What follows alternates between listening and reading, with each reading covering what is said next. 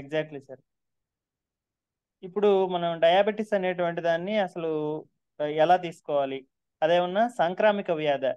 సాంక్రామిక వ్యాధి అంటే ఏంటంటే ఎదుటి వాళ్ళ దగ్గర నుంచి ఎంగిల్ తీసుకోవడం వల్ల కానీ, లేదంటే ఎదుటి వాళ్ళు వాడిన వస్తువులు వాడటం వల్ల కానీ, లేదంటే వాళ్ళతో పాటు కలిసి కొన్నాళ్ళు జీవించడం వల్ల కానీ మనకి సంక్రమించేటువంటి వ్యాధుల్ని సాంక్రామిక వ్యాధులు అని చెప్పి అంటారు. సో వ్యాధుల్ని మనం డిఫరెంట్ టైప్స్ గా చూడొచ్చు.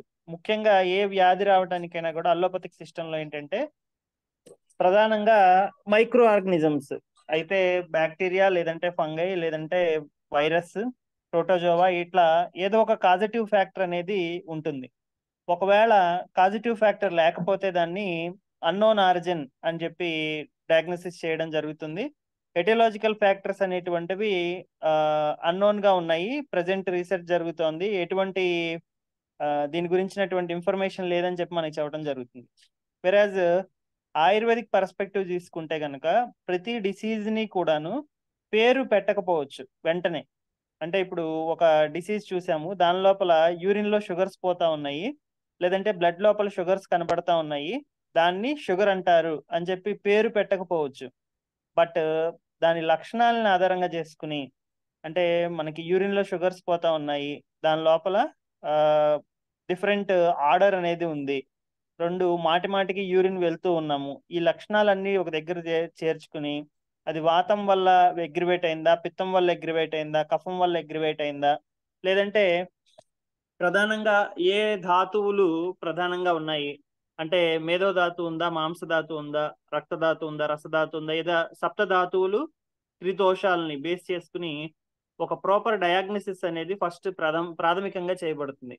ఆ డయాగ్నోసిస్ అయిపోయిన తర్వాత అప్పుడు ప్రధానంగా చికిత్స గురించినటువంటి ఒక ఇన్ఫర్మేషన్ అనేటువంటిది మనం షేర్ చేయడం జరుగుతూ ఉంటుంది. సో కాబట్టి ఏంటంటే డిసీజ్ అనేటువంటి దానికి ప్రధానంగా దాని యొక్క సిమ్టమ్స్ అండ్ సైన్స్ ని బేస్ చేసుకుని మనం దాని డయాగ్నోసిస్ ని చేస్తాం తప్ప ఇది ఒక పేరు ఉన్నటువంటి డిసీజ్ అండ్ పేరు తెలియకపోతే ఇక ఆ డిసీజ్ దేని వల్ల వస్తుంది అనేటువంటి క్వశ్చన్ అనేది ఉండదు. ఖచ్చితంగా ఆ డిసీజ్ కి సంబంధించినటువంటి మూలాలు అనేటువంటివి ఐడెంటిఫై చేయబడతాయి. అంత తగ్గట్టు మన యొక్క డిఎన్ఏ ఎంతైతే పర్ఫెక్ట్ గా ఉంటుందో అంత పర్ఫెక్ట్ గా డయాగ్నోసిస్ అనేటువంటిది, అంటే రోగ నిర్ధారణ అనేటువంటిది ఆయుర్వేదిక్ పరంగా ప్రాపర్ గా జరుగుతుంది. సో దానివల్ల ఏంటి బెనిఫిట్ అండ్ మనకి అంటే, ఇప్పుడు మీరు డయాబెటిక్ ప్రీ డయాబెటిక్ అన్నారు. ప్రీ డయాబెటిక్ అంటే అసలు ఎలా ఉంటుంది, దానికి ఎటువంటి ఆహారాలు తీసుకుంటే కనుక మనకి డయాబెటీస్ వస్తుంది అనేటువంటి విషయాలు మనకి ఆయుర్వేదంలో సుస్పష్టంగా చెప్పబడ్డాయి. ఎలా అంటే ఆస్యాసుఖం స్వప్నసుఖం దదీని గ్రామ్య ఔదక ఆనూప రసాహ పయాంసి నవాన్నపానం గృఢవైకృతంచ ప్రమేహ హేతు కఫకృశ్చ సర్వం. అంటే ఆస్యాసుఖం స్వప్నసుఖం అంటే మనం కూర్చునేటువంటి ఆసనము, ప్రయాణించేటువంటి వెహికల్స్, రెండోది మనం నిద్రపోయేటువంటి పడకలు, ఇవన్నీ కూడాను అత్యంత సుఖాన్ని ఇచ్చేటువంటివి, ఎక్కడ డిస్టర్బెన్స్ లేకుండా అన్ని రకాలైనటువంటి సుఖాలని మనం అనుభవిస్తూ ఉండడం. శరీరానికి ఎక్కడ అలుపు అనేది రాదు, చెమట అనేది చిందించము, క్యాలరీస్ అనేవి బర్న్ అవ్వవు. అక్కడ మనకి ఐడెంటిఫికేషన్ మార్క్స్ ఏంటంటే సుఖము అనేటువంటి దానిలో మనం శరీరానికి ఎంత కష్టాన్ని కలిగిస్తున్నామో గుర్తు చేస్తూ మనకి కొటేషన్ అనేది చెప్పడం జరిగింది. సో ఆస్య సుఖం స్వప్న సుఖం దదిని. దదిని అంటే ఏంటంటే మనకి దది అంటే పెరుగండి. పెరుగు పాలు సంబంధితమైనటువంటి ఉత్పత్తుల్ని అధిక మోతాదులో అవే తింటూ ఉండడం. అంటే మనం దది అభిష్యందకరాణం అని చెబుతుంది ఆయుర్వేదం. అంటే ఛానల్స్ లోపల బ్లాకేజ్ క్రియేట్ చేయడంలో కానీ, శరీరంలో ఉన్నటువంటి దోషాలని ధాతువుల్ని దృష్టి చెందించడంలో కానీ ప్రధానంగా పెరుగు అనేది కారణం అవుతుంది. అందుకే ఆయుర్వేదిక్ డాక్టర్స్ 90% సంతాన సాఫల్యం లేని వాళ్ళని వదిలిపెట్టేసి ఒక ఏజ్ గ్రూప్ తర్వాత, అంటే 30+40+ లో ఉండేటువంటి వాళ్ళని ఖచ్చితంగా పెరుగు అనేది పూర్తిగా అవాయిడ్ చేయండి అని చెప్పి చెప్పడం జరుగుతుంది.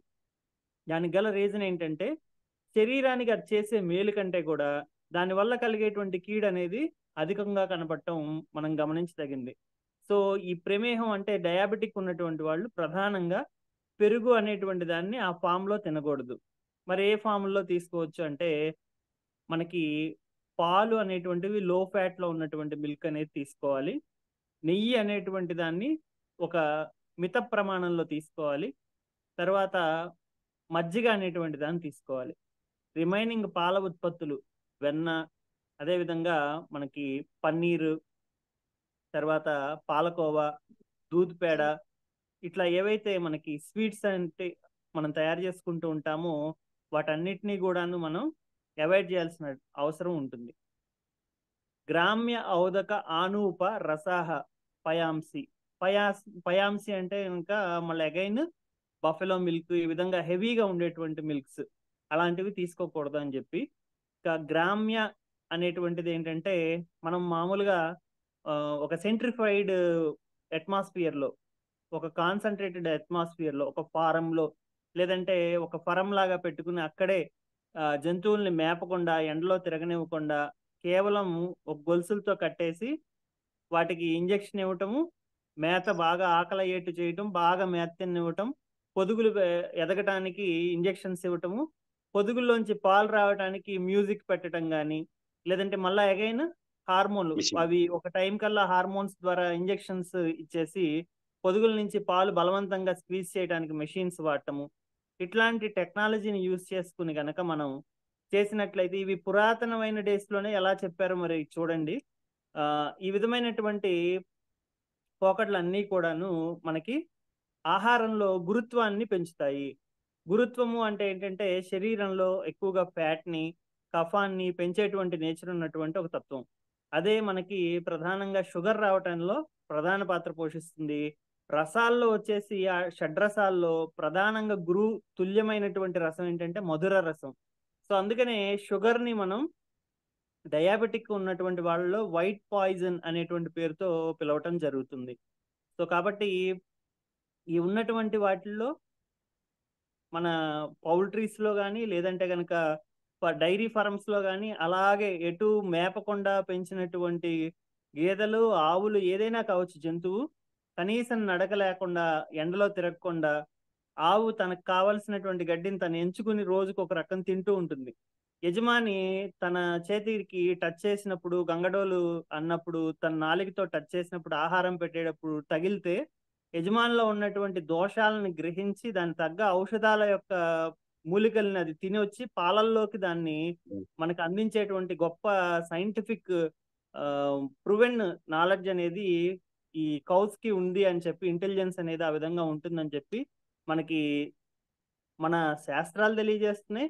ఆధునికమైనటువంటి రీసెర్చ్ లో కూడా అది బయట మనకి కనబడుతూ ఉంది. సో అలాగా మనకేంటంటే ప్రతిదీ కూడాను ఒక సైంటిఫిక్ గా, సిస్టమిక్ గా కనుక మనం ఆలోచించినట్లయితే ఆహారాలు అనేటువంటివి ఎటువంటి వ్యవస్థల్ని ఏర్పరచుకోకుండా శ్రామికంగా కష్టపడి తయారైనటువంటివి, కష్టపడి వచ్చినటువంటివి.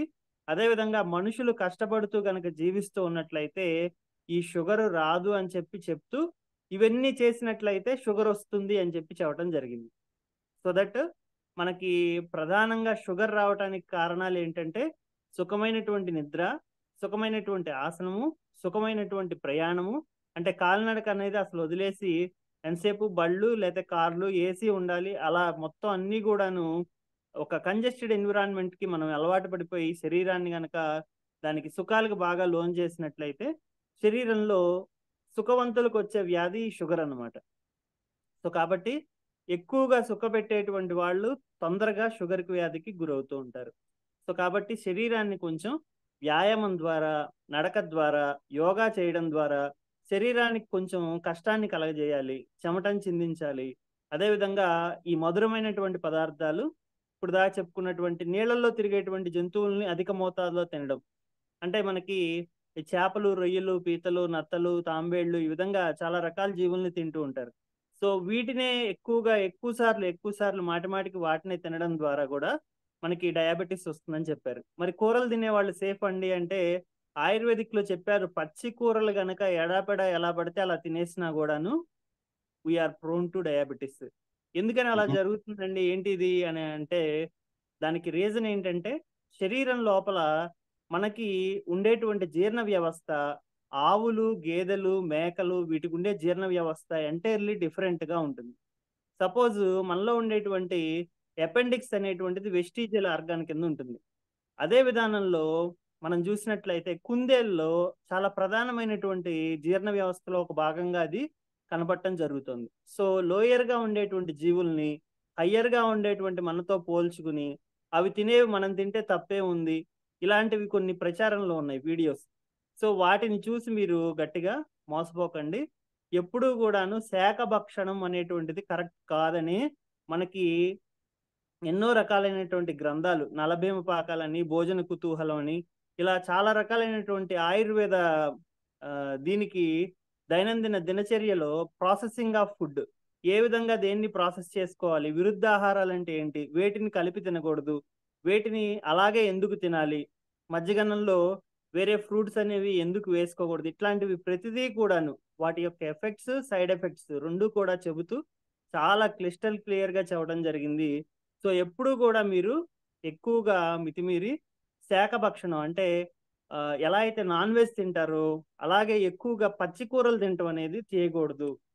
దానివల్ల కూడా మీ ఆరోగ్యం అనేది, లివర్ యొక్క హెల్త్ అనేది తొందరగా దెబ్బతింటుంది. అండ్ నవ్వే డేస్ ఇంకా తొందరగా దెబ్బతింటుంది. ఎంత తొందరగా అంటే రోజు చికెన్ తినేవాడి లివర్ బాగుంటే, రోజు కనుక పచ్చి కూరలు తినేవాడు పక్కనే ఉంటే గనక పచ్చి కూరలు తినేవాడి హెల్త్ తొందరగా పాడైపోయి కనపడుతుంది. ఇది ఆశ్చర్యాన్ని కలిగించినప్పటికీ రీజన్ ఏంటంటే పెస్టిసైడ్స్ లేకుండా ఈరోజు పంటలు అనేవి పండట్లేదు. సో కోళ్ళకి అంత పెస్టిసైడ్ కొడితే అది అక్కడే చచ్చిపోతుంది. చచ్చిపోయిన కోడిని మన ముందు తీసుకురారు. సో అర్థమవుతుందండి. సో కోడి బతికి ఉంది అంటే ఎంతో కొంత దాని లోపల జీవం అనేది ఉంటుంది. మనకు తెలియదు. ఆకుకూరలు ముడుచుకుపోయిన వాటిని మళ్ళీ కెమికల్ నీళ్ళల్లో ముంచంగానే అవి ఫ్రెష్గా లేచి నుంచుంటున్నాయి.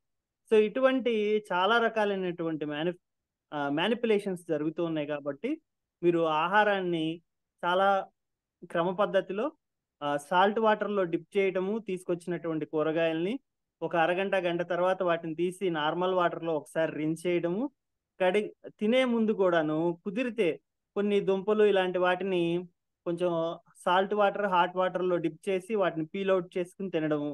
రెండు ఆకుకూరలు అలాంటివన్నీ ఉంటే గనక వాటి లోపల చిన్న చిన్న క్రిములు కూడా వస్తూ ఉన్నాయి. టేప్ ఫామ్స్ లాంటివి కూడా అలాంటివి ఈజీగా వెళ్ళిపోయి కళ్ళల్లోకి ఆపరేషన్ చేయించుకోవాల్సి రావటం, ఇట్లాంటివన్నీ కూడా మనం చూడటం జరుగుతూ ఉంది. సో వర్షాకాలంలో చెప్పారు ఆకుకూరలు అనే వాటి జోలికి పోకండి అని చెప్పి ఆయుర్వేదంలో క్లియర్ గా చెప్పారు. రీజన్ ఏంటంటే వర్షాకాలంలో చెడు నీళ్ళు అనేటువంటివి బాగా ఉండడం వల్ల ఆకుకూరలు బాగా పెరిగినట్టు ఉన్నప్పటికీ వాటి లోపల పురుగు, చీడ ఇవన్నీ చేరుతూ ఉంటాయి. కాబట్టి అటువంటి ఆహారాలు కనుక మనం తీసుకున్నట్లయితే ఖచ్చితంగా మనకి ఆహారానికి, ఆరోగ్యానికి రెండిటికి కూడాను చేటు కలుగుతుంది. కాబట్టి దయచేసి ఎవరు కూడాను ఈ సీజన్లో, ముఖ్యంగా రైనీ సీజన్లో వచ్చేటువంటి ఆకుకూరల జోలికి పోకండి. ఈ సీజన్లో మనం తినాల్సినటువంటివి ఏంటంటే బయట భూమిలో ఉండేవి కాకుండా బయట కాయల కింద వచ్చేటువంటివి, బీరకాయలు, తీగలకు వచ్చేటువంటివి, ఇట్లాంటివి కొన్ని ఉంటాయి. పుచ్చులు లేనటువంటివి ఎక్కువగా మనం చూస్ చేసుకుని ఆ కూరల్ని, పచ్చని కూరల్ని ఎక్కువగా తీసుకున్నట్లయితే మంచిది.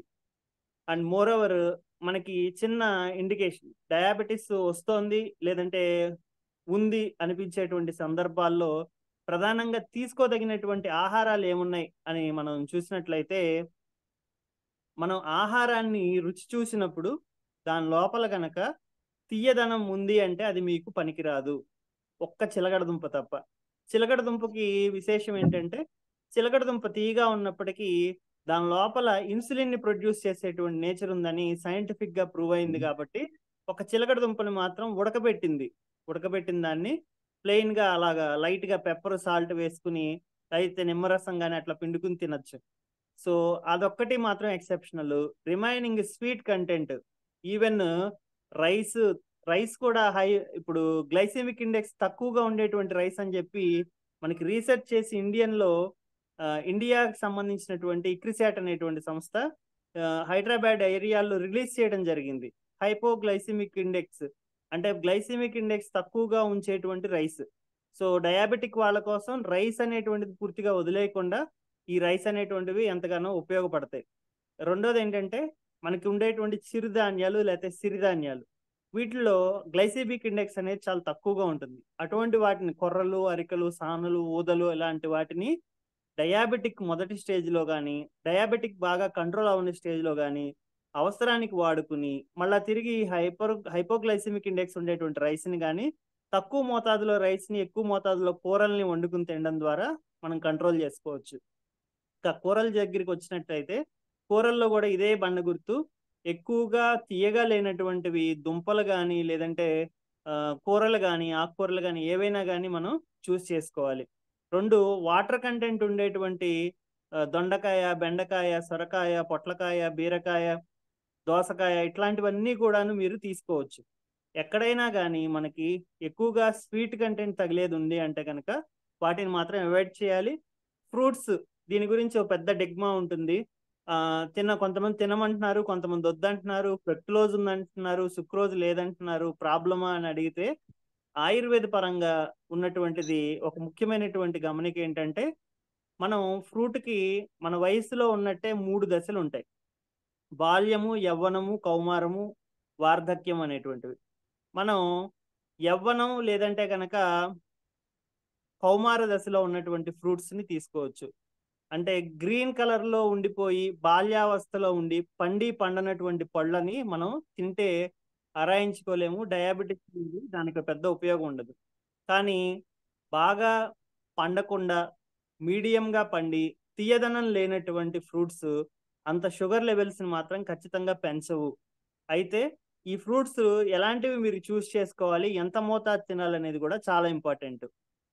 సపోజ్ బనానాస్ ఉన్నాయి అనుకోండి, సాధారణంగానే కఫాన్ని వృద్ధి చెందించే నేచర్ ఉంటుంది. సో కఫము ఈజ్ డైరెక్ట్లీ ప్రపోర్షనల్ టు మధుర రసము, డైరెక్ట్లీ ప్రపోర్షనల్ టు డయాబెటీస్. కాబట్టి కఫాన్ని వృద్ధి చెందించే ఫ్రూట్స్ని అతి తక్కువ మోతాదులో తింటూ ఉండాలి. ఫర్ సపోజ్ మనకి సపోటాలు ఉంటాయి, పనస పండు ఉంటుంది, తర్వాత అరటి పళ్ళు ఉంటాయి. ఇవన్నీ కూడాను కఫాన్ని వృద్ధి పొందిస్తాయి. అదేవిధంగా బత్తాయిలు, కమలాలు ఇలాంటివన్నీ కూడాను స్వీట్ గా ఉండేటువంటి రసాన్ని కలిగి ఉంటాయి. సో అటువంటి వాటిని అన్ని కూడా మనం అవాయిడ్ చేయాల్సినటువంటి అవసరం అనేది ఉంటుంది. ఇక తినదగినటువంటి ఫ్రూట్స్ లో ఏమిటాయంటే దానిమ్మ. లైట్ పుల్లగా ఉండి అసలు ఎక్కడో తీయదనం తగలనట్టు ఉంటుంది. దాన్ని ఎనీ కైండ్ ఆఫ్ పర్సన్ తీసుకోదగినటువంటి ఫ్రూట్స్ జాబితాలో మనం దాన్ని చేర్చుకోవచ్చు. ఇక యాపిల్. యాపిల్లో కూడా బాగా బాగా పండిపోయింది అనిపిస్తేనే మనకి తీయదనం. మోస్ట్ ప్రాబబ్లీ అది కొంచెం లైట్ గా పులుపుగాను లైట్ గా స్వీట్ గాను ఉండేటువంటి ఫ్రూట్. అండ్ దానిలో సి విటమిన్ ఉండటము, యాంటీ ఆక్సిడెంట్స్ ఎక్కువగా ఉంటాయి. ఈ ఫీచర్స్ వల్ల యాపిల్ అనేది కూడా తినదగినటువంటి ఫ్రూట్స్ జాబితాలో ఉంటుంది. నెక్స్ట్ వచ్చేసి పైనాపిల్. పైనాపిల్ కూడా షాపింగ్ మాల్ చీరలు చూడండి.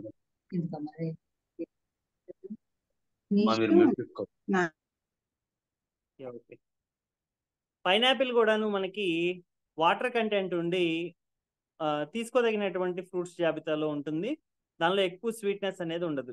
అదేవిధంగా వాటర్ మెలన్స్, పెద్దగా వచ్చి చారలు ఉండేటువంటి పుచ్చకాయలు చాలా బెటర్గా ఉంటాయి. కంపారిటివ్గా కొంచెం చిన్నగా ఉండి ఎక్కువ రెడ్ కలర్లో ఉండి స్వీట్గా ఉంటాయి కొంచెం అవి పుచ్చకాయలు. వీటికంటే కూడా కొంచెం ఉప్పుగా ఉండేటువంటివి పెద్ద వాటర్ మెలన్స్ అనేటువంటివి మంచిగా ఉంటాయి. అదేవిధంగా బొప్పాకాయ, బాగా నిగలముగ్గిపోయిన బొప్పాకాయ బాగా తీయగా ఉంటుంది, అది ఎప్పుడు తినకూడదు. కొంచెం మీడియంగా పండనట్టు ఉండేటువంటిది, కోసుకుని తినేదానికి వీలుగా ఉండేటువంటి బొప్పాకాయ మనకి ఆరోగ్యానికి మంచిది. కొంచెం వగరగా లైట్ చేదు గుణాన్ని కలిగి ఉంటుంది లోపల. సో అటువంటివి ఆహారంలో మనం చూస్ చేసుకోవాలి. ఇక ఆకుకూరల విషయానికి వచ్చేసరికి మెంతి కూర అనేటువంటి సహజ సిద్ధంగా ఇన్సులిన్కి ఉపయోగపడే విధంగా చేదుగా ఉండి మధురానికి విరుద్ధమైనటువంటి గుణం చేదు కాబట్టి, సో దాన్ని మనం ఎక్కువ మోతాదులో వారానికి 1 నుంచి 2 సార్లు తీసుకుంటూ ఉన్నట్లయితే, అదేవిధంగా దాన్ని ఎండిపోయినటువంటి ఆకుల్ని పౌడర్గా గార్నిషింగ్ కోసం ఎక్కడన్నా కూరల మీద వాటి మీద వాడినా కూడా మంచి టేస్ట్తో పాటు ఆరోగ్యాన్ని కలిగిస్తుంది కాబట్టి దాన్ని మనం వాడుకోవాలి. ఇక ఆయిల్స్ విషయానికి వచ్చేసరికి నువ్వుల నూనె, శనగ నూనె, sunflower oil, coconut oil, olive oil, rice bran oil, వీటిని మనం ప్రధానంగా వాడుకోవాలి. పామ్ ఆయిల్ ఎట్టి పరిస్థితుల్లో మీరు వంటల్లోంచి తీసేయండి, అది అంత మంచిది కాదని చెప్పి మనకి అలారమింగ్ ఎఫెక్ట్స్ ఉన్నాయి దానివల్ల. పామ్ ఆయిల్ వాడేటువంటి వాళ్ళల్లో తొందరగా క్యాన్సర్కి సంబంధించిన లక్షణాలు బయటపడుతున్నాయని చెప్పి మన ఎయిమ్స్ ఇవన్నీ కూడా స్టడీ చేసి చెప్పడం జరిగింది. సో దాంతో తయారైనటువంటి బిస్కెట్ కంపెనీ బాగా వెల్ నోన్ కంపెనీస్ కొన్నిటిని మనం రెడ్ మార్క్ వేసి ఉంచడం జరిగింది, పామాయిల్తో ప్రాసెస్ చేసే వాటిని. సో కాబట్టి పామాయిల్ అనేటువంటి దాని జోలికి పోకండి. ఇక ఆవ నూనె అనేది అన్ని సీజన్స్ లోనూ తినదగింది కాదు, but very good for diabetics, pre diabetics. ఎందుకంటే ఆవ నూనెలో కూడా మనం హెల్త్ పాయింట్ ఆఫ్ వ్యూలో సల్ఫర్ కంటెంట్ అనేది ఉండడం, 2 కాన్సన్ట్రేటెడ్ ఫామ్లో ఉండడం, ఎక్కువ అడల్టరేట్ అవనటువంటి ఆయిల్స్ జాబితాలో ఇది చేరటం అనేది దానిలో బెనిఫిట్ ఫీచర్స్. ఒక డిసడ్వాంటేజ్ ఏంటంటే కొంచెం హీట్ బాడీస్ ఉండేటువంటి వాళ్ళలో ఈ ఆవ నూనె తినేటప్పుడు కొంచెం ఎక్కువగా వాళ్ళకి బాడీలో అంతా కూడాను వేడి అనేటువంటిది ఎక్కువ ఫామ్ అవుతుంది. సో దీన్ని తక్కువ మోతాదులో పోపు గింజలు వేయించేటప్పుడు కానీ అలాంటి సందర్భాల్లో దీన్ని వాడుకోవడం వల్ల బెనిఫిట్ అనేది కలుగుతుంది. ఇక నెక్స్ట్ వచ్చేసి ఆహారం, విహారం దగ్గరికి వచ్చేసరికి మనం కంపల్సరీ డేలో మోకాళ్ళ నొప్పులు అవి లేకుండా బరువు కొంచెం నార్మల్గా ఉండేటువంటి వాళ్ళు వాకింగ్ చేయటం అనేది ఉత్తమమైనటువంటి మార్గం. మనం వాక్ ఎంత చేస్తామో అంత క్యాలరీస్ ఆఫ్ ఎనర్జీ అనేది రెడ్యూస్ అవుతుంది, బర్నింగ్ ఆఫ్ ఫ్యాట్ అనేది జరుగుతుంది. సో ఫ్యాట్ బర్నింగ్ అనేది డయాబెటిక్ కి ఇన్వర్స్లీ ప్రపోర్షనల్.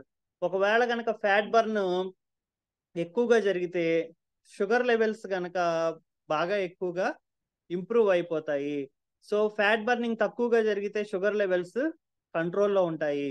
రీజన్ ఏంటి అంటే మనం ఎప్పుడైనా కానీ ఉపవాసం చేసిన డయాబెటిక్ వాళ్ళు చూసినప్పుడు ఏం తినలేదు అయినా కూడా నాకు 200-300 షుగర్ వెళ్తోంది ఏంటి అని కంగారు పడాల్సిన అవసరం లేదు. మీ బాడీలో కనుక కొలెస్ట్రాల్ లెవెల్స్ అధికంగా ఉంటే బాడీ ఏం చేస్తుందంటే వీడి ఆహారం సరిగ్గా ఇవ్వట్లేదు కాబట్టి వీడికి ఉండే ఆహారం కొద్ది మోతాదుని కూడాను నేను ఫ్యాట్ కింద మార్చుకుంటాను అని చెప్పి బాడీ సర్వైవల్ కోసం చేసేటువంటి న్యాచురల్ మెకానిజము షుగర్ వ్యాధిగ్రస్తుల్లో అత్యంత బలహీనతగా మారిపోతూ ఉంటుంది. సో కాబట్టి డయాబెటిక్ పర్సన్స్, ప్రీ డయాబెటిక్స్ ఎప్పుడు కూడాను ఎక్కువ ఉపవాసాలు అనేటువంటివి చేయకూడదు.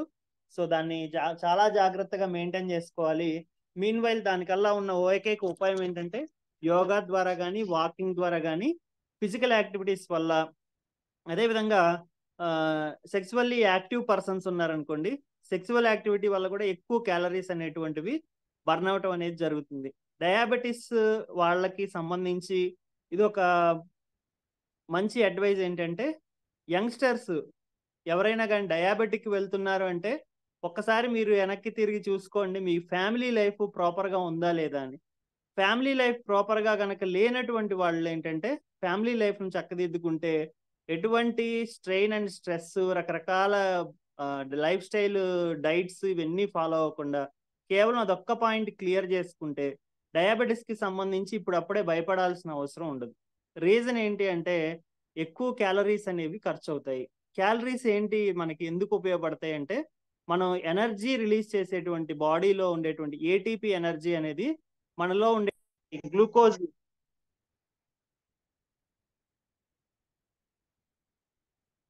కొలెస్ట్రాల్ లెవెల్స్ ని బేస్ చేసుకుని మనకి ఎనర్జీని రిలీజ్ చేయడం జరుగుతూ ఉంటుంది. సో ఆ విధంగా మనకి ఏంటంటే బాడీ లోపల ఉండేటువంటి ఎనర్జీ రిలీజ్ ని మనం క్యాలరీస్ లో, కిలో క్యాలరీస్ లో మనం కొలవడం జరుగుతూ ఉంటుంది. సో కాబట్టి రెగ్యులర్ గా వాకింగ్ అనేటువంటిది మోకాళ్ళ నొప్పులు లేనటువంటి వాళ్ళు, బరువు తక్కువగా ఉండే వాళ్ళు చేయాల్సిన అవసరం ఉంటుంది. బరువు ఎక్కువగా ఉండి స్విమ్మింగ్ వచ్చిన వాళ్ళు, స్విమ్మింగ్ అనేది మంచి ఎక్సర్సైజ్. ఇక అది రానటువంటి వాళ్ళు ఇంట్లో జిమ్ సైకిల్ లాంటిది ఏర్పాటు చేసుకుని సైక్లింగ్ చేయడం ద్వారా మోకాళ్ళ మీద ఎక్కువ ప్రెజరైజ్ చేయకుండా కొంత తక్కువ మోతాదు అరుగుదల కలిగినప్పటికీ బెనిఫిట్ ఎక్కువగా ఉంటుంది కాబట్టి దాన్ని చేసుకోవడం అనేది మంచిది. ఇంకా యోగా అయితే చెప్పనవసరం లేదు, ఎక్కువగా లావుగా ఉన్న, సన్నగా ఉన్న ఎవరైనా కూడా ఆచరించదగింది. మీ శరీరానికి తగ్గట్టు మీ యొక్క భారాన్ని మోయగలిగినట్టు యోగాసనాస్ అనేటువంటివి వేయడం ద్వారా మీరు ప్రాపర్గా దాన్ని మెయింటైన్ చేసుకోవచ్చు. ఓవరాల్గా ఏంటంటే మనం షుగర్స్ని తీసుకోకుండా ఉండడం ఒక్కటే కాదు, డయాబెటీస్ అంటే ఏంటంటే మనం ఏం తినాలి, 1, 2 ఎంత తినాలి, 3 ఎటువంటి వ్యాయామాలు చేయాలి. ఈ 3 గనక ప్రాపర్గా అలవర్తిస్తూ అంటే నిర్వర్తిస్తూ ఎవరైనా కానీ ఈ 3 నిర్వర్తిస్తూ సరైనటువంటి మోతాదులో నిద్ర అనేటువంటిది శరీరానికి ఇచ్చి పగటి నిద్రని కంప్లీట్గా అవాయిడ్ చేసి శరీరాన్ని శ్రమ పెడుతూ కనుక జీవిస్తున్నట్లయితే మీ షుగర్స్, మీకు ఉన్నటువంటి ఇన్సులిన్, టాబ్లెట్స్ వీటన్నిటి నుంచి కూడాను త్వరలో బయటపడటానికి ఆస్కారం అనేది ఉంటుంది. ప్రీ డయాబెటిక్స్ అనేటువంటి వాళ్ళు ఇవి కనుక ఇమీడియట్ గా స్టార్ట్ చేసుకుంటే కొన్ని నెలల వ్యవధిలోనే మళ్ళా తిరిగి నార్మల్ గా మనకి రెగ్యులర్ గా మీరు డైలీ రొటీన్ ఎలా అయితే ఉంటుందో ఆ విధంగా మీరు హ్యాపీ లైఫ్ స్టైల్ని అన్ని రకాల ఆహారాలు తీసుకునే విధానంలో మీరు వచ్చేసేయచ్చు. బట్ మీరు కాషియస్గా ఉండాల్సిన విషయం ఏంటంటే షుగర్స్ని మాత్రం కనీసం అక్కడి నుంచైనా ఎక్కువగా తినకుండా ఒక మోతాదు తగ్గించి తినడం కానీ అసలు తినకుండా ఉండడం కానీ చేస్తే కనుక మీరు షుగర్ గురించి అసలు ఆలోచించాల్సినటువంటి అవసరం అనేదే ఉండదు. సో షుగర్ అనేది మళ్ళా చెప్తున్నాను, ఒక సంక్రామిక వ్యాధి కాదు, ఒకళ్ళ నుంచి ఒకళ్ళకి ట్రాన్స్మిట్ అవ్వదు. అది మనలో ఉండేటువంటి జెనెటికల్ గా ఉన్నప్పటికీ మనం తీసుకునేటువంటి ఆహారాలు దినచర్యని గనక రెగ్యులేట్ చేసుకుంటే గనక దాన్ని సప్రెస్ చేయొచ్చు, లైఫ్ టైం సప్రెస్ చేయొచ్చు. ఎట్టి సందర్భాల్లో అది బయటపడేటువంటి దానికి ఆస్కారం అనేటువంటిది ఉండదు. అండ్ మోర్ ఓవర్ ఎవరైతే ఈ షుగర్ వ్యాధికి ప్రోన్ జోన్ లో ఉంటారో వాళ్ళు మందులు వాడేటప్పుడు కొన్ని రకాలు ఉంటాయి. మనకి కొలెస్ట్రాల్ లోయరింగ్ డ్రగ్స్, స్టాటిన్స్ అంటారు వాటిని, అదేవిధంగా స్టెరాయిడ్స్ అంటారు వాటిని అసలు వాడకుండా ఉండడం కానీ అవాయిడ్ చేసి వేరే న్యాచురల్ వేస్ చూసుకోవడం కానీ ఉత్తమమైనటువంటి మార్గం. మీరు ఎటువంటి హెల్త్ కండిషన్స్లో ఉన్నా నేను ప్రీ డయాబెటిక్ అని చెప్తే కనుక డాక్టర్స్కి అవకాశం ఉందంటే కనుక ఖచ్చితంగా మీకు న్యాచురల్ వేస్లో ట్రీట్మెంట్ చేయడానికి వాళ్ళు అనుమతించడం జరుగుతుంది. So this is all about pre diabetic situation, primary diabetic care towards your controlling glucose levels. Me glucose levels అదేవిధంగా డయాబెటిక్స్ వచ్చేస్తోంది అనేటువంటి వాళ్ళకి, లేదు వచ్చే సూచనలు ఉన్నాయి అనేటువంటి వాళ్ళకి, వచ్చి ఇబ్బంది పడుతున్నటువంటి వాళ్ళకి అందరికీ కూడా ఈ సూచనలు అనేటువంటివి చాలా ఉపయోగపడతాయి.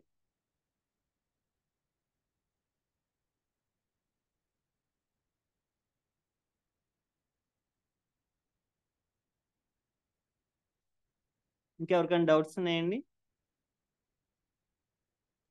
బాగా చెప్పారు డాక్టర్ గారు, నాకు బాగా అర్థమైంది. కానీ I just have 2 more doubts. అడగండి సార్. ఒకటి, 120 అంటే చూడండి, 120 దగ్గరగా ఉంటే డయాబెటిక్ గా ఉన్నాం. ఈ ఈ ఈ ఫిగర్స్ అమెరికన్ ఇన్స్టిట్యూట్స్ వాళ్ళు ఎప్పుడో ఇంతకు ముందు వాళ్ళ కార్టెల్ అయి ఫామ్ అయి చెప్పిన ఫిగర్స్ ఇవి. యాక్చువల్ గా అది ట్రూ కాదు అంటారు. అందుకని ఏది యాక్చువల్ గా డయాబెటిక్, ఏది డయాబెటిక్ కాదు అన్నది కూడా డౌట్ఫుల్లే. అవునండి. వాస్తవంగా అదొకటి. ఏంటంటే ఇప్పుడు మనకి డయాబెటీస్ ఎప్పుడు వచ్చింది అని మనం చూసుకుంటామంటే మనం యూరిన్ పోసుకునే దగ్గర ఉండేటువంటి యూరిన్ పైప్ అంటే పెన్నిస్ కావచ్చు, యురెత్రా దగ్గర కావచ్చు, విపరీతమైనటువంటి దురద రావటం కానీ, పగుళ్ళు రావటం కానీ, ఇన్ఫెక్షన్స్ ఆన్ ఆఫ్ గా వస్తూ ఉండటం కానీ, లేదంటే కనుక మనకి ఇక్కడ ఉండేటువంటి లిప్ కార్నర్స్ దగ్గర పాచి జమ అవుతూ ఉండడం, అంటే మ్యూకస్ లాగా వైట్ కలర్ లో ఉండి నోరు మనం ఎన్నిసార్లు వాష్ చేసినా బ్యాడ్ స్మెల్ వస్తూ ఉండడం, పళ్ళ చిగుళ్ళ దగ్గర మనకి పాచి పట్టినట్టు గార పట్టినట్టు ఉండడం, ఈ లక్షణాలన్నీ కూడాను ప్రీ డయాబెటిక్ లక్షణాల కింద ఆయుర్వేదంలో చెప్పడం జరిగింది. క్లియర్ కట్ గా ఈ లక్షణాలు ఉన్నటువంటి వాళ్ళు మనం చెక్ చేసుకున్నప్పుడు వాళ్ళల్లో డయాబెటీస్ అనేది 190 మందిలో ఖచ్చితంగా కనబడుతోంది. ఏదో 10 మంది మాత్రమే ఏదో కొన్ని రకాలైనటువంటి ఫంగల్ ఇన్ఫెక్షన్స్ కానీ, ఓరల్ హైజీన్ మెయింటెనెన్స్ లోపాల వల్ల కానీ, వేరే ఏదన్నా మెడిసిన్స్ వాడటం వల్ల కానీ ఈ లక్షణాలను పొందుతున్నారు. 90% ఆఫ్ పీపుల్ దాదాపు ఈ డయాబెటిక్ ఉన్నటువంటి వాళ్ళలోనే ఈ లక్షణం ఉంటుంది. రెండోది కరపాద దాహము, చేతులు పాదాలలో మంటలు రావటం. సో ఈ లక్షణాలు, తిమ్మిర్లు, మంటలు, ఈ దుర్వాసన, నోటికి సంబంధించి oral in the genital organs సంబంధించినటువంటి హైజీన్ కి సంబంధించినటువంటి ఛాలెంజెస్ ఏవైతే ఉంటాయో అవి గనక ఫ్రీక్వెంట్ గా మనం గనక ఫేస్ చేస్తున్నట్లయితే ఖచ్చితంగా వీఆర్ ప్రోన్ టు డయాబెటీస్ అని మనం గ్రహించవచ్చు. అండ్ ల్యాబ్ రిజల్ట్స్ కూడా దానికి అనువుగానే మనకు కనపడుతూ ఉంటాయి. ల్యాబ్ ఇన్వెస్టిగేషన్స్ అనేటువంటివి ఒక్కొక్క కంట్రీలో ఒక్కొక్క విధంగా ఉన్నప్పటికీ స్టాండర్డైజేషన్ అనేది ఉంటుంది. అంటే మనకి కంపారిటివ్ రేంజ్ అనేది ఉంటుంది. ఆ ల్యాబ్ ఇన్వెస్టిగేషన్ చేసినప్పుడు పర్టికులర్ పర్సన్ గ్లోబ్ లో ఎక్కడున్నా ఆ ల్యాబ్ ఇన్వెస్టిగేషన్ కి అదే విధమైనటువంటి స్పందన అనేది ఉంటుంది. సో కంట్రీ వేరియేషన్ అవన్నీ కూడాను మనం తీసుకోవాల్సినటువంటి అవసరం లేదు. బట్ వాళ్ళు ఏంటంటే అగ్రిగేట్ గా షుగర్ లెవెల్స్ ప్రెజెంటేషన్ ని ఆల్టర్ చేస్తూ ఉన్నారు టైం టు టైం. కొంతమంది ఏం చేశారంటే స్టార్టింగ్ లో ఫాస్టింగ్ బ్లడ్ షుగర్ అనేటువంటివి 150, 140 ఉన్నా పర్వాలేదని, తర్వాత దాన్ని 110కి తీసుకురావటం, తర్వాత 90 లోపు ఉండాలంటాం. ఇట్లా రకరకాలైనటువంటి స్కీమ్ మాదిరి మన గవర్నమెంట్ స్కీమ్స్ పెట్టినట్టు మన చేత ఇన్కమ్ ట్యాక్స్ కట్టించేదానికి ఏ విధంగా అయితే స్కీమ్స్ పెడతా ఉంటుందో ఆ విధానంలో వాళ్ళు కూడా ఏంటంటే గ్లూకోమీటర్స్ మెడిసిన్స్ కోసం ఇట్లా మాఫియా లాగా తయారయ్యారని చెప్పి ఒక నోషన్ అనేది అయితే ఖచ్చితంగా ఉంది. బట్ మనకి ఈ లక్షణాలు ఉంటే మటుకు ఆ చెప్పేటువంటివన్నీ కూడా పక్కన పెట్టి మన ఆరోగ్యం కోసం మాత్రం ఖచ్చితంగా మనం డయాబెటిక్ అని చెప్పి గ్రహించుకుని జాగ్రత్తగా ఉండటం అనేది మంచిది. బాగుంది డాక్టర్ గారు. సెకండ్ డౌట్ ఏంటంటే, ఈజ్ ఇట్ హెరిడిటరీ? హెరిడిటరీ అనేది సార్ నేను బలంగా చెప్పుతున్నది ఏంటంటే ఫస్ట్ క్లాస్ ఆన్వర్డ్స్ హెరిడిటరీ అనేటువంటిది ఒక చేతగానేటువంటి ఒక సబ్జెక్ట్ అండి. అంటే మనం ఒక డయాబెటిక్ ఫ్యామిలీలో డయాబెటీస్ అనేటువంటిది లేకుండా చేసేటువంటి సందర్భాలు కూడా ఉంటాయి. ఎలా పాసిబుల్ అనేది అంటే కనుక మనకి చాలా రకాల డిసీజెస్ అనేటువంటివి ప్రీ ప్లాన్డ్ గా జరిగిపోయి ఉంటాయి. అంటే మన జీన్స్ కనుక తీసుకుని స్టడీ చేసినట్లయితే ఆ పర్టిక్యులర్ సెగ్మెంట్స్ దగ్గర వీక్ గా కనపడుతుంది. కొన్ని స్ట్రాండ్స్ ససెప్టబుల్ టు కార్సినోమా, ఈ కార్సినోమాలు ఖచ్చితంగా ఈ ఈ పిల్లవాళ్ళు వచ్చేదానికి అవకాశం ఉంది. 2 ఈ మెమరీ ప్రాబ్లమ్స్ పార్కిన్సన్స్ తర్వాత మనకి అల్జీమర్స్ లాంటివి వచ్చేదానికి అవకాశం ఉంది. ఇలా జెనెటికల్ స్టడీ అనేటువంటి చేయించుకుని మనం తెలుసుకోవచ్చు. కానీ ఇది ఎలా ఉంటుందంటే జ్యోతిష్యం చెప్పుకున్న దాని మాదిరి ఉంటుంది. ఎందుకని అలా అంటున్నానంటే మనం గనక నార్మల్ గా లైఫ్ స్టైల్ ఉంటూ అన్ని రకాల వ్యాయామాలు ఎక్సర్సైజెస్ చేస్తూ ఆరోగ్యపరమైనటువంటి జీవనాన్ని ఆయుర్వేదంలో చెప్పిన విధానంలో మనం పాటించినట్లయితే ఖచ్చితంగా మనకి రోగం యొక్క భయం గాని బాధ గాని కలుగవు. అదే ముఖ్యమైనటువంటి ఉద్దేశం ఆయుర్వేదంది. సో అలాగా మనం గనక ఇప్పుడు నేను చెప్పినట్టు మనకి ఆయుర్వేదిక్ లో ఏమేం చెప్పారో అవి చెప్పాను. సో వాటిని ఫాలో చేస్తే గనక హెరిడిటరీగా మనకి హార్ట్ ప్రాబ్లం ఉన్నా హెరిడిటరీగా డయాబెటీస్ ఉన్నా ఆ హెరిడిటరీ అనే పదం ఏంటంటే it is made in our kitchen, మన ఇంట్లో తయారవుతుంది అది. ఎందుకని అంటే వైద్యుడు ట్రీట్మెంట్ ఇచ్చేది 1 నెల 2 నెలలు లేదా ఒక నిడివి అనేది ఉంటుంది, 1 సంవత్సరం 2 సంవత్సరాలు అనేది. సంవత్సరాల తరబడి వైద్యం అనేది ఏ వ్యాధికిను మనకంత గుడ్ రిజల్ట్స్ ఇవ్వవు. సో దానికల్లా ముఖ్యమైనటువంటి ఔషధం ఏంటంటే మన కిచెన్ లోపల మార్పు. కిచెన్ లో మార్పు చేయాల్సిన విషయాలే ఇప్పుడు మనం మాట్లాడుకున్నాం. చేదువు తినాలి, స్వీట్ తీసేయాలి, ఎక్కువ ఆయిల్ ఫుడ్ తినకూడదు, మినిమంగా ఆయిల్ ఫుడ్ తినాలి. 2 మనం దుంపకూరలు ఎంచి తినాలి, స్వీట్ గా ఉండేటువంటి ఫ్రూట్స్ ఎక్కువగా తినకూడదు, కొంచెం వగరగా ఉండేటువంటివి చేదుగా ఉండేటువంటివి తినాలి. ఇలా కొన్ని సూచనలు ఏవైతే చెప్పుకున్నామో ఇవన్నీ జరిగేటువంటి మార్పులన్నీ కూడా కిచెన్ కి రిలేటెడ్ గానే ఎక్కువగా ఉంటాయి. సో ఎందుకు అంటే షుగర్ అనేటువంటిది ఇంకొక మార్గంలో రాదు. మనం స్నానం చేయడం వల్ల షుగర్ రాదు, వాకింగ్ చేయడం వల్ల షుగర్ రాదు, 2 గాలి తీసుకోవడం వల్ల రాదు. కేవలం ఎక్కడి నుంచి వస్తుంది? నీళ్లు తాగడం వల్ల కూడా రాదు. కేవలం మనం తీసుకునేటువంటి ఆహారం నుంచి మాత్రం వస్తుంది. కాబట్టి ఈ హెరిడిటరీ అనేటువంటి దానికి పులి స్టాప్ పెట్టాలంటే మన కిచెన్ ని మనం బాగు చేసుకోవాలి. బాగు చేసుకోవడం అంటే పెయింట్లు వేయటము ఇంకోటో కాదు. మన కిచెన్ లో మనం వండేటువంటి ఆహార విధానాన్ని, దాన్ని ప్రాసెస్ చేసేటువంటి విధానంలో వాడేటువంటి షుగర్ లెవెల్స్ ని, రెండోది మధురమైనటువంటి పదార్థాలు ఎక్కువగా మనం ఆహారంలో తీసుకోకుండా బెవరేజెస్ కావచ్చు, కూల్ డ్రింక్స్ కావచ్చు, ఐస్ క్రీమ్స్ కావచ్చు, ఇవన్నీ కూడా హై గ్లైసెమిక్ ఇండెక్స్ ఉండేటువంటివి.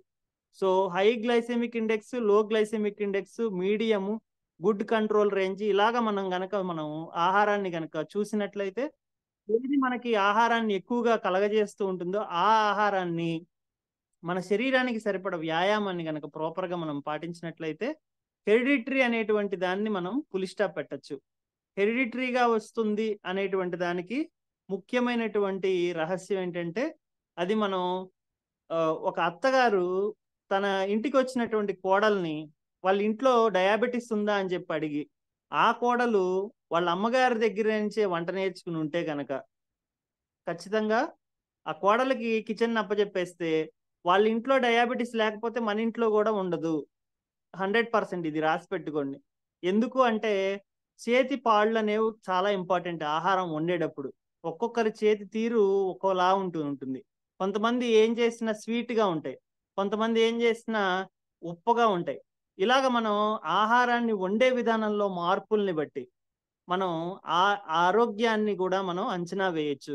ఆ కుటుంబంలో జీవించేటువంటి వ్యక్తుల యొక్క ఆరోగ్య పరిస్థితి, ఆ కుటుంబంలో ఉండేటువంటి హెరిడిటరీ కాజిటివ్ ఫ్యాక్టర్స్ ని మనం మూలాలన్నీ కూడా ఆహారంలో ఉంటాయి. కాబట్టి కిచెన్ ని గనక మనం ప్రాపర్ అలైన్ చేసుకుంటే గనక మనలో ఉండేటువంటి లోపాలు మనకి బయటికి ఎక్స్పోజ్ అవ్వకుండా, ఎలా అయితే ఆయింట్మెంట్ రాసుకుంటే పుండు కనపడకుండా పోతుందో, మనలో ఉన్న హెరిడిటరీ లోపం కూడా ఆహారం ప్రాపర్గా తీసుకున్న రోజు బయటికి ఎక్స్పోజ్ అవ్వకుండా, డిసీజ్ కింద మేనిఫెస్ట్ అవ్వకుండా లైఫ్ లాంగ్ అలాగా సప్రెస్ అయిపోయి ఉంటుంది.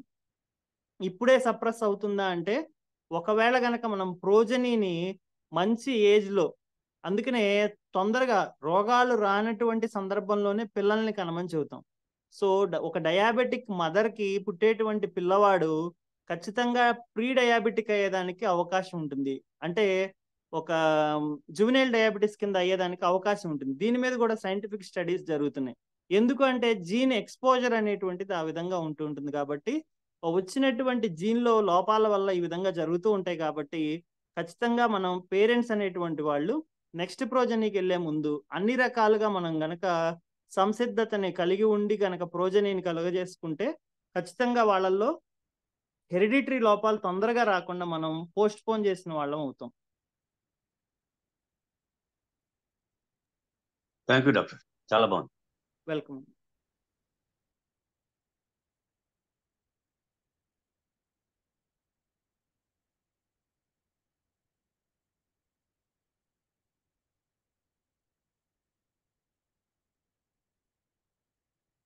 ఇంకెవరికైనా డౌట్స్ ఉన్నాయండి?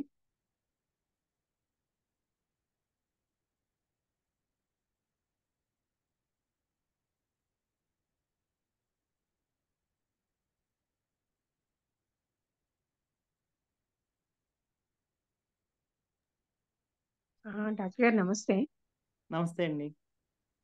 యాక్చువల్గా ఇదేం పెద్ద డేంజర్ కాదు, కానీ నాకు అనిపిస్తూ ఉంటుంది ఒక్కసారి కన్ను రెప్పలు అదురుతూ ఉంటాయి, కన్ను బొమ్మలు అదురుతూ ఉంటాయి, లేకపోతే నోటి దగ్గర పెదవులు ఏమైనా అదురుతూ ఉంటాయి. ఎందువల్ల ఇలా ఇది ఎందుకు జరుగుతుంది? ఇదేమన్నా అంటే ఏదైనా డిసీజ్ కి సంకేతమా, కంపనం లేకపోతే అంటారండి మామూలు దీన్ని. నర్వస్ వీక్నెస్ అది? కంపనం అని చెప్పి అంటారు. దీన్ని ఎక్కువగా జరిగితే దాన్ని కంపవాతము అంటారండి. దాన్ని పార్కిన్సన్స్ అంటారు. అంటే ఇప్పుడు మనకి కంపనం అనేటువంటిది ఒక ప్రీ ఫ్యాక్టర్ అన్నమాట. అంటే మనకి వాతంకి సంబంధించి సర్క్యులేషన్ లో ఉండేటువంటి హెచ్చుతగ్గుల్ని అది మనకి చూపిస్తూ ఉంటుంది. అదొక ఫోర్స్ లాంటిది అనమాట. దాన్ని న్యూట్రలైజ్ చేసుకోవచ్చండి సాధారణమైనటువంటి అభ్యంగం ఆచరించడం ద్వారా. రెండోది ప్రోటీన్ కి సంబంధించినటువంటి ఉత్పత్తులు, కోడిగుడ్డు కానీ, లేదంటే వెజిటేరియన్స్ అయితే కనుక దాల్, ఇలాంటి వాటిని కొంచెం ఆహారంలో తీసుకోవడము, ప్రాపర్గా విటమిన్ కి సంబంధించినటువంటి ఫ్రూట్స్, ఇలాంటివన్నీ కూడా మనం డ్రై ఫ్రూట్స్ లాంటివి తీసుకుంటూ ఉంటే కనుక మనం ఆ సమస్య నుంచి ఈజీగా బయటపడొచ్చండి. దాని గురించి వర్రీ అవ్వాల్సిన పని లేదు. అందుకనే దాన్ని వీక్నెస్, నర్వస్ వీక్నెస్ అని చెప్పి చెబుతూ ఉంటారు, నరాల బలహీనత అని చెప్పి చెబుతూ ఉంటారు. నథింగ్ బట్ వాతానికి సంబంధించినటువంటి ఒక వ్యాధి అది. ఇప్పుడు వాతం అంటే అయితే ఇవి కూడానండి. ఇప్పుడు ఈ ఆర్థరైటిస్ అవన్నీ కూడా వాతంలో భాగమే కదా? వాతంలో వివిధ రకాలు ఉంటాయండి. రెండోది కఫము, పిత్తము తాత్కాలికంగా కనబడుతున్నప్పటికీ కూడాను వాతము లేనిదే ఆ రెండు కూడా కుంటివి అని చెప్పి చెప్పడం జరుగుతుంది. సో పిత్త ఫంగు, కఫ ఫంగు, ఫంగవో మలదాతవః వాయునా ఎత్ర నీయంతే తత్ర గచ్చంతి మేఘవత్. మనకి మేఘాలు ఎలా అయితే బయట ప్రకృతిలో గాలి ఎక్కడికి తీసుకెళ్లి అక్కడ గాలి చల్లగాలి తగలంగానే వర్షిస్తూ ఉంటుందో, ఆ విధంగా మన శరీరంలో ఉండేటువంటి వాతం అనేటువంటి ఒక ఫ్యాక్టర్, ఈ పిత్తము, కఫము వాటి ఆశయాల దగ్గర నుంచి వేరే దగ్గర తీసుకెళ్లి సెగ్గడ్డలు రావటం కానీ, లేదంటే కణుతులు రావటం కానీ, కఫం చేరుకుపోయి ఉండడం కానీ, ఇలాగా రకరకాల సమస్యల్ని క్రియేట్ చేస్తూ ఉంటాయి. సో ప్రైమరీగా మనకి ఇక్కడ కంపనం అనేటువంటి గుణం, అంటే చలనం అనేటువంటిది వాతానికి సంబంధించిన సాధారణ లక్షణం కాబట్టి దీన్ని మనం వాత సంబంధితమైన సమస్యగా గుర్తించడం జరిగింది. ఓకే. అంటే ఇప్పుడు ఫర్ ఎగ్జాంపుల్ ఆర్థరైటిస్ ఉంది ఒక మనిషికి, వాళ్ళు మామూలుగా ఆస్టియోఆర్థరైటిస్, రుమటాయిడ్ ఆర్థరైటిస్ అని రెండు రకాలండి. రెండు ఉన్నాయి. అంటే అది కొంచెం ఆస్టియోఆర్థరైటిస్ అంటే ఏంటంటే మనకి బోన్ లోపల డికే జరుగుతుంది. అంటే బోన్ లో ఉండాల్సినటువంటి శక్తి అనేది రోజు రోజుకి తగ్గుతూ వచ్చి అది గుల్లబారుతూ ఉంటుంది. దానివల్ల వచ్చేటువంటి దాన్ని ఆస్టియోఆర్థరైటిస్ అంటారు. అలా కాకుండా బయట మనం తీసుకునే ఆహారాలు, బంగాళదుంపలు ఎక్కువగా తినడం, ముందు తిన్న ఆహారం జీర్ణం అవ్వకుండానే మళ్ళా తినడం, రెండు మనకి ఎలాంటి కడుపు నొప్పి ఉన్నా కూడా పట్టించుకోకుండా మళ్ళీ ఆహారాన్ని తీసుకుంటూనే ఉండడం, ఇలా కనుక మనం వెళ్తూ ఉంటే కనుక మనకి ఉన్నటువంటి ఆ బ్యాడ్ ఎలిమెంట్స్ ఏవైతే ఉంటాయో, సరిగా జీర్ణం అయ్యి కానటువంటి ఆహారం బాడీలో సర్క్యులేట్ అయితే గనక వాటినే మనం ఫ్రీ రాడికల్స్ అని చెప్పి అంటాం. అసలు ఫ్రీ రాడికల్స్ అనేటువంటి కారణం వల్ల మనకి ఆర్ఏ ఫ్యాక్టర్ అనేటువంటిది రేజ్ అవ్వడం, దానివల్ల జాయింట్ పెయిన్స్ రావడం అనేది జరుగుతూ ఉంటుంది. సో ఇలాగా మనకి రెండిట్లోనూ వాతమే ఉన్నప్పటికీ దానికి కారణాలు different గా ఉంటాయి. మొదట చెప్పుకున్న దానికి మనం ఎక్కువగా పరిగెత్తడం, బరువు ఎక్కువగా ఉండి ఎక్కువ దూరాలు నడవడం, ఇట్లాంటివి చేయడం వల్ల బోన్ డికే అయితే, రెండో కాజులో మనం పరిగెత్తినా పరిగెత్తకపోయినా ఆహారాన్ని మితిమీరి కనుక తిన్నట్లయితే అవసరానికి మించి, రెండో దానిలో మనకి రొమటాయిడ్ ఆర్థరైటిస్ అనేది కూడా ఆమవాతం అది కూడా ఉంటుంది. సో ఇలాగా మనకి ఏంటంటే జాయింట్ పెయిన్స్ కి కాజిటివ్ ఫ్యాక్టర్స్ 2 types గా మనకి చెప్పుకోవచ్చు. ఓకే. అంటే నేను అడిగేది ఏంటంటే ఇమ్మీడియట్ గా జస్ట్ లైక్ ఫస్ట్ ఎయిడ్ ఒక్కోసారి ఉన్నట్టుండి ఎక్కువైపోతుంటాయి నొప్పులు, వేళ్ళు నొప్పులు కానీ ఎప్పుడు బోన్స్ నొప్పున్నప్పటికీ ఏంటండి, వాతానికి ఎప్పుడు కూడా అభ్యంగం అనేటువంటిది ప్రథమ చికిత్స. అది ఏ ఆయిల్ అయినా కావచ్చు. కేవలం నువ్వుల నూనె రాయాలా, కొబ్బరి నూనె రాయాలా, ఆవ నూనె రాయాలా, అలా ఏమి ఉండదు.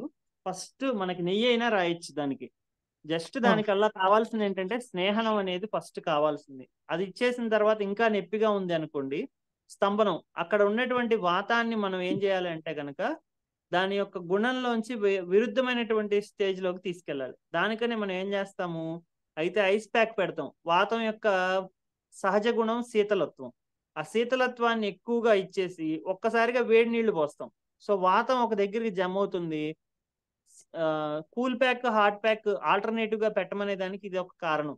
దాన్ని మనం మోడర్న్ వేస్ లో చెప్పుకోవాలంటే సర్క్యులేషన్ దగ్గర స్తంభనం జరిగి ఆ ఫ్యాక్టర్స్ అన్ని ఒక దగ్గరికి రాగానే దాన్ని ఒక్కసారిగా దాన్ని ఒకసారిగా ఆ, చీమలకి ఫస్ట్ ఒక బెల్లం ముక్క పెట్టి ఆ చీమలన్నీ దగ్గరికి వచ్చాక గమేషం జల్లి వాటిని ఒకేసారి చంపేసినట్టు మనం ఈ వాతంలో ఈ చల్లటివి వేడివి ట్రీట్మెంట్స్ అనేవి ఆల్టర్నేట్ గా చేయడం ద్వారా దాన్ని బాగా కంట్రోల్ చేసుకోవచ్చండి.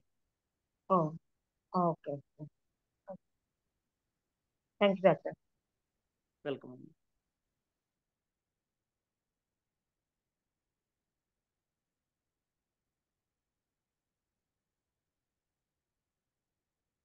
ఇంకెవరికైనా డౌట్స్ ఉన్నాయండి?